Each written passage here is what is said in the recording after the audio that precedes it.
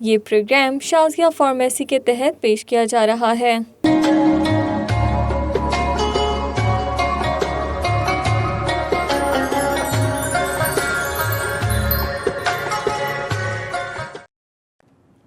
اعوذ باللہ من الشیطان الرجیم، بسم اللہ الرحمن الرحیم۔ ربی اشرح لی صدری ویسر لی امری واحلل عقدۃ من لسانی یفقہوا قولی۔ السلام علیکم ورحمۃ اللہ وبرکاتہ۔ وائس آف ساؤتھ ایشیا کی رمضان ٹرانسمیشن بعنوان رحمت رمضان کے ساتھ میں مسز نصرت رانا ڈار آپ کی خدمت میں حاضر ہوں۔ تعلیمات اسلامیہ اور تفہیم دین کا یہ سلسلہ بحمد تعالیٰ وائس آف ساؤتھ ایشیا کے توسط سے جاری و ساری ہے۔ ناظرین کرام، آج جس موضوع کو ہم یہاں پہ ڈسکس کریں گے وہ ہے فکر توبہ اور اقسام توبہ، یعنی توبہ کے لیے بحیثیت مسلمان ہماری فکر کیا ہونی چاہیے، اور آگے بڑھ کے ہم دیکھیں گے کہ توبہ کی کتنی اقسام ہیں۔ تو آئیے آج کی گفتگو کا آغاز کرتے ہیں۔ ناظرین کرام، تاریخ انسانی میں ندامت کی راہ انسانوں کے جد امجد حضرت آدم علیہ السلام کی نسبت سے ملتی ہے، یعنی جب آپ نادانستہ طور پہ خطا کر بیٹھتے ہیں اور اس پہ پشیمان ہوتے ہیں تو اللہ رب العزت کی بارگاہ میں تائب ہوتے ہیں، اور اللہ رب العزت کی بارگاہ سے ہی آپ کو کلام مجید میں مذکور وہ دعا سکھا دی جاتی ہے کہ جو اللہ اس قبول بھی فرماتے ہیں۔ اس کا ذکر سورۃ البقرہ کی آیت نمبر 37 میں کچھ اس طرح سے ہے کہ آپ نے فرمایا فَتَلَقَّىٰ آدَمُ مِن رَبِّهِ کَلِمَاتٍ فَتَابَ عَلَيْهِ إِنَّهُ هُوَ التَّوَّابُ الرَّحِيمُ۔ ترجمہ اس طرح سے ہے کہ پھر آدم علیہ السلام نے اپنے رب سے عاجزی اور معافی کے چند کلمات سیکھ لیے، بس اللہ نے ان کی توبہ قبول فرمائی، بے شک وہی توبہ قبول فرمانے والا اور مہربان ہے۔ ناظرین کرام، ہر لمحہ ہر لحظہ نیک عمل پہ کاربند رہنا، احکام الہی کی بجاوری کرنا فقط ملائکہ کا طرز عمل ہے۔ دوسری طرف ہر وقت برائی کے در پہ رہنا شیطان اور اس کی جماعت کا کام ہے۔ پھر اگر حضرت انسان کو دیکھا جائے تو اللہ رب العزت نے انسان کے خمیر میں خیر اور شر دونوں کے مادے کو رکھا، کیونکہ یہ ممکن ہی نہیں کہ انسان ہمہ وقت خیر کے کاموں میں لگا رہے یا اس سے کسی قسم کی کوئی برائی یا گناہ سرزد نہ ہو۔ تو پتہ یہ چلا کہ برائی کا سرزد ہو جانا، برے کام کا ہو جانا انسان کی خصلت، اس کی فطرت اور اس کے خمیر میں اللہ رب العزت کی طرف سے رکھ دیا گیا ہے۔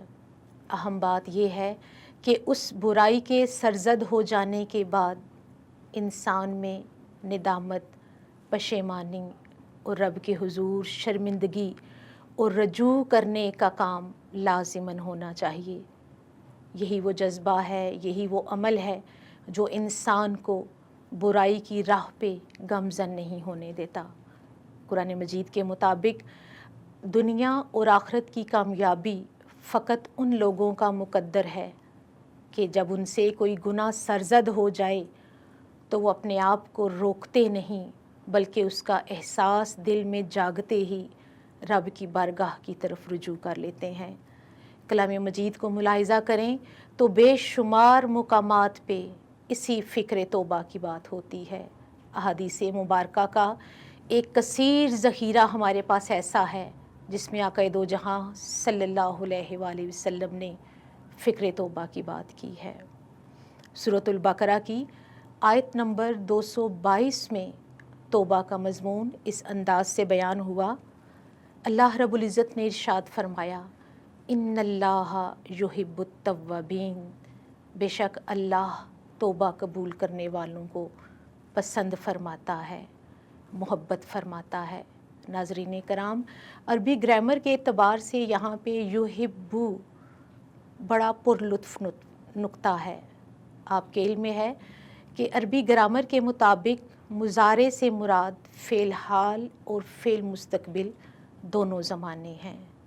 यहाँ पे रब्बे कायनात ने युहिब्बु यानी फ़ेल मुजारे का सीगा इस्तेमाल करके बंदे मोमिन को ये खुशखबरी दी कि ए बंदे, तेरा तौबा करने का अमल इस कदर मकबूल है कि मैं उसे तेरे लिए ज़माने हाल में भी कबूल करता हूँ, और अगर तू मुस्तकबिल में भी कोई ख़ता कर बैठे, तू कोई गलत काम कर बैठे, तो मैं तेरे हक़ में मुस्तकबिल में भी इस अमल को कबूल करूँगा और तुझे महबूब रखूँगा।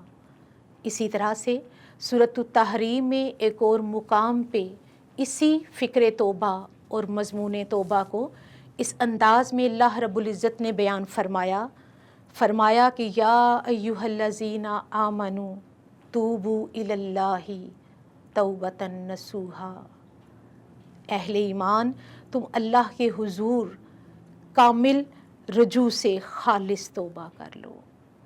यहाँ पे भी बंदे मोमिन को जो दावत दी गई वो गलत काम करने के बाद, पशेमानी के बाद फ़िक्र तौबा की दावत दी गई है। हाज़रीन मुकर्रम, बंदे की उम्र उसके पास अमानत है और ज़िंदगी दरअसल लम्हे मौजूद का ही नाम है। कुछ पता नहीं कि ये ज़िंदगी कब हमसे ले ली जाए। अगली सांस की खबर इस दुनिया में मौजूद किसी बशर को नहीं है। चुनाचे तौबा और इस्लाह में ताख़ीर बंदे मोमिन का शेवा नहीं हो सकता जब उसका ईमान इस बात पे है कि ज़िंदगी की ये सांसें ऐसा उधार हैं कि किसी को ख़बर नहीं कि ये उधार कब ले लिया जाए। तो फिर बंदे मोमिन तौबा में कभी भी ताख़ीर का शिकार नहीं होता, बल्कि तौबा के लिए मिलने वाली इस मोहलत को हमेशा गनीमत जानता है, इसलिए कि मौत हर वक्त हर इंसान का पीछा कर रही है। जब बंदे पे मौत तारी होती है तो हदीस मुबारका के मुताबिक वो बंदा न सिर्फ हैरत ज़दा हो जाता है बल्कि फ़रिश्ते से फ़रियाद करता है कि काश मुझे रब की बारगाह से कुछ और मोहलत अता कर दी जाए, मेरे पास चंद घड़ियाँ ऐसी मयस्सर आ जाएं कि मैं इस दुनिया में रहते हुए अपने किए पे नादिम और शर्मिंदा हो सकूं, रब की बारगाह में तौबा का दरवाज़ा खटखटा सकूं। हाज़रीन मुकर्रम, अहम ये है कि हम सब अपनी ज़िंदगी में रजू इल्लाह को बड़ा अहम समझें, देर न करें, इसलिए कि वो रब बड़ा रहमान और रहीम है। उसने बंदे मोमिन से अपनी मोहब्बत के इजहार के लिए दुनिया में जिस मोहब्बत का इंतखाब फरमाया, जिसकी मिसाल देना पसंद फरमाई, जिसको तशबीह के लिए चुना, वो अपनी औलाद से एक माँ की मोहब्बत है। और फ़कत वो रब एक माँ जैसी मोहब्बत का इजहार नहीं फरमाता, बल्कि हदीस कुदसी के मुताबिक वो अपने बंदों से 70 माओं नहीं बल्कि 70 माओं से बढ़ के मोहब्बत करने वाला है। ए बंदे, फ़कत तेरा ये काम है कि जब तू अपने गुनाहों पे नादिम हो जाए तो रब की तरफ अखलास और लिल्लाहियत के साथ रजू करने वाला बन जा, इसलिए कि उस मौला को वो अपने ताइब बंदे बेहद अजीज़ हैं, बेहद प्यारे हैं। जो रात को बिस्तर की तरफ लौटते हैं तो उनकी कमर उनके बिस्तर पे नहीं लगती, बल्कि वो क़यामुल लैल का सौदा करते हैं। वो महबूब अपने उन बंदों से बड़ी मोहब्बत करता है जो सर झुकाए गिरिए निदामत में आहो फुगां के साथ अपने रब को याद करते हैं। वो बंदे अपनी नाफरमानियाँ याद करके लरज़ उठते हैं। वो बंदे उस रब के महबूब बंदे होते हैं और जिनकी ज़ुबान पे कलमाते तौबा जारी रहते हैं, हत्ता के सोते में भी, पहलू बदलते भी उनकी ज़ुबान से अस्तग़फ़ार की सदाएं बुलंद होती हैं और उनकी आँखों से रब की बारगाह में आंसू छलकते हैं। और दूसरी तरफ वो रब्बे कायनात جو اپنے بندوں سے بے حد محبت کرتا ہے، جو انہیں کبھی بھی نارے جہنم کا ایندھن نہیں بننے دینا چاہتا، بلکہ وہ اپنے بندے کو دنیا میں بھی توبہ کی توفیق دیے رکھنا چاہتا ہے اور آخرت بھی سنوارنا چاہتا ہے۔ وہ اپنی بخشش اور مغفرت کے ساتھ، بخشش و مغفرت کی شان کے ساتھ اپنے بندوں کو دنیا میں بھی لے کر چلنا چاہتا ہے اور آخرت میں بھی آسانی کا معاملہ فرمانا چاہتا ہے۔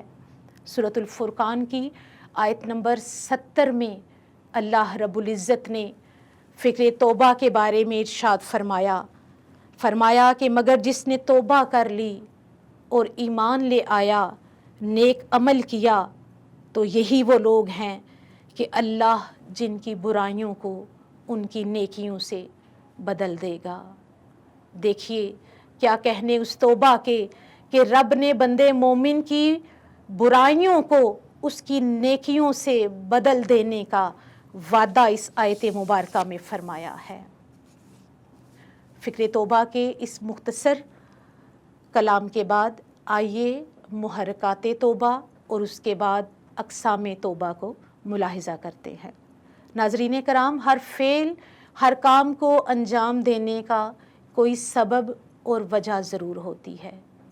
بس یہی سبب، یہی وجہ، یہی جذبہ اس کام کا محرک کہلاتا ہے۔ تو توبہ جیسا عظیم الشان فعل جو اللہ کی توفیق اور عطا کے بغیر ممکن نہیں، دیکھتے ہیں کہ اس توبہ کے کتنے محرکات ہیں۔ اہل علم نے توبہ کے 4 محرکات بیان کیے ہیں۔ پہلا محرک خوف عذاب خدا، دوسرا محرک طلب اجر و ثواب، تیسرا محرک احساس قرب الہی، اور چوتھا اہم ترین محرک توبہ احساس شرم و حیا ہے۔ توبہ کی اقسام پہ بات کرتے ہیں۔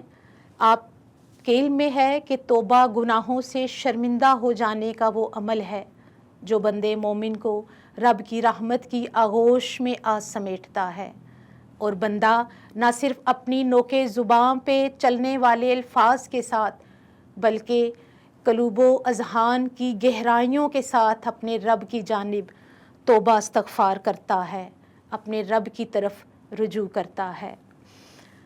عرفاء کے آراء اور اقوال کو سامنے رکھتے ہوئے توبہ کی مندرجہ ذیل 4 اقسام کو کثرت کے ساتھ بیان کیا گیا ہے۔